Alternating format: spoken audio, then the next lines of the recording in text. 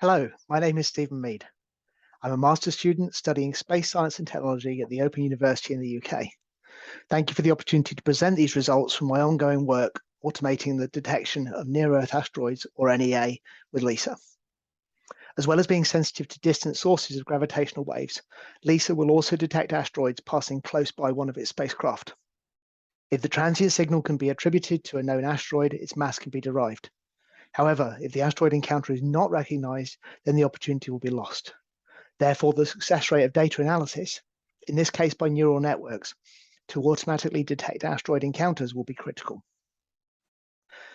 The objectives include investigating known masses of near-Earth asteroids, modeling asteroid encounters to create simulated telemetry, and then using that data to train and test the performance of 3 neural networks to differentiate between different sources of transient signals.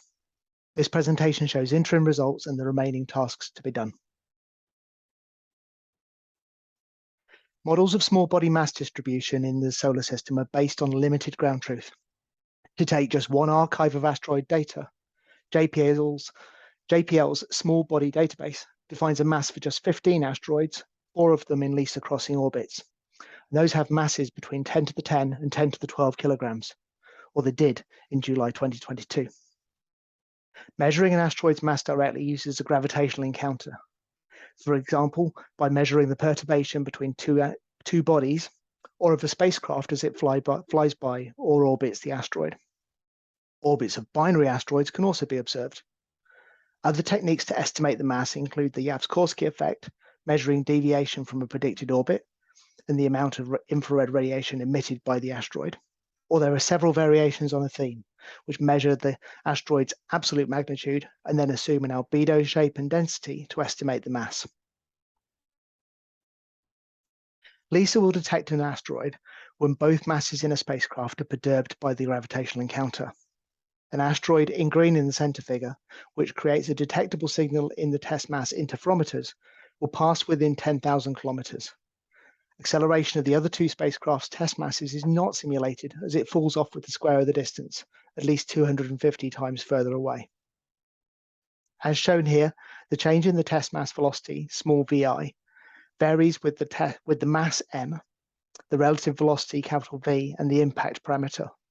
Asteroid encounters at a given angle can be derived by a series of rotations. The first is of angle beta, plus or minus 30 degrees about the spacecraft z-axis, that distinguishes between the 2 test masses.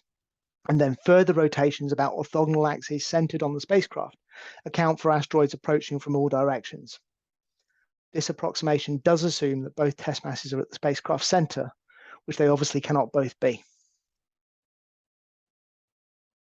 Typically, the magnitude of the velocity change of the 2 test masses is different along the directions of their respective lasers, and the shape depends upon the incident angle. A test mass can be unperturbed along the laser direction if the asteroid passes orthogonal to the laser, for example, in the middle left plot. And the signals can be degenerate for some combinations of angles, as shown on the bottom row. As well as asteroids, there are other types of transient signals detected by LISA, including instrument glitches and bursts of gravitational waves. And these are both expected to occur more frequently. Therefore, the challenge is to discriminate between the different signal origins. Using LISA Consortium software, glitches and NEAâ encounters are modeled using LISA glitch.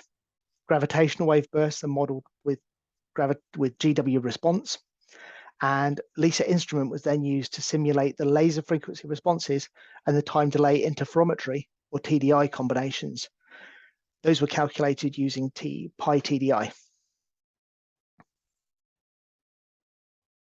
This slide shows 3 examples: a glitch, a burst of gravitational waves, and an asteroid encounter. Initially, the data was simulated with a rectangular shape for all 3 types. The resulting TDI combinations are shown in the right-hand pairs of graphs, and as you can see, they have distinctly different patterns. This process was then repeated for datasets with different signal shapes. Integrated shapelets were used for glitches, and a Gaussian shape was used for bursts of gravitational waves. Asteroid encounters were modeled by time series glitches using the equation given earlier. Several datasets are being investigated, as described here. Each dataset has 3,000 simulated instances, 1,000 glitches, 1,000 gravitational wave bursts, and 1,000 asteroid encounters.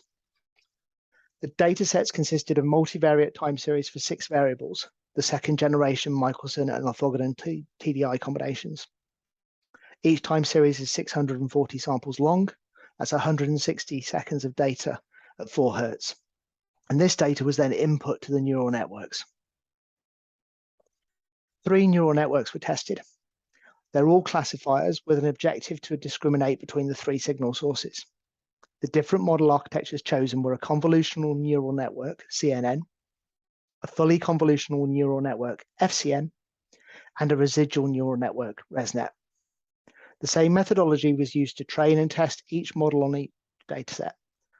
The datasets were split into 2,000 instances, which is used to train the model, and 500 instances used as validation data during the training process. Finally, the model was tested against the remaining 500 instances, which had been reserved to ensure there was no data leakage. Models were defined in TensorFlow Keras. Python code ran in Jupyter notebooks using paper mill batch processing. Hardware used was a MacBook Pro with 8 GB of RAM and a 2021 M1 chipset, which includes a GPU supported by TensorFlow. Other software packages used are shown bottom left.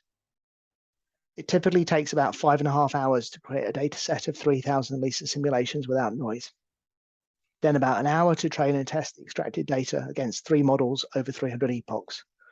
2 to 3 minutes for CNN, 19 minutes for FCN, and 40 for ResNet.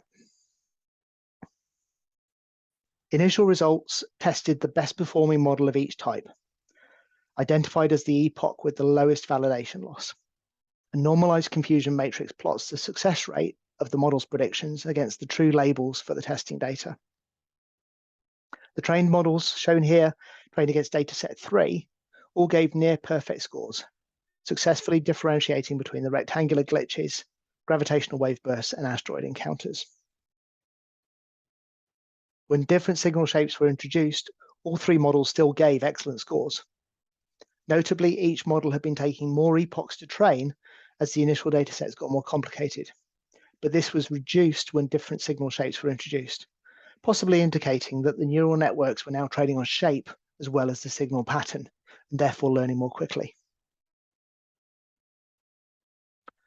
Crossing the streams between datasets 3 and 5, this last slide of results shows the prediction rates for a model trained on rectangular glitches when it classifies a dataset of signals with various shapes described earlier.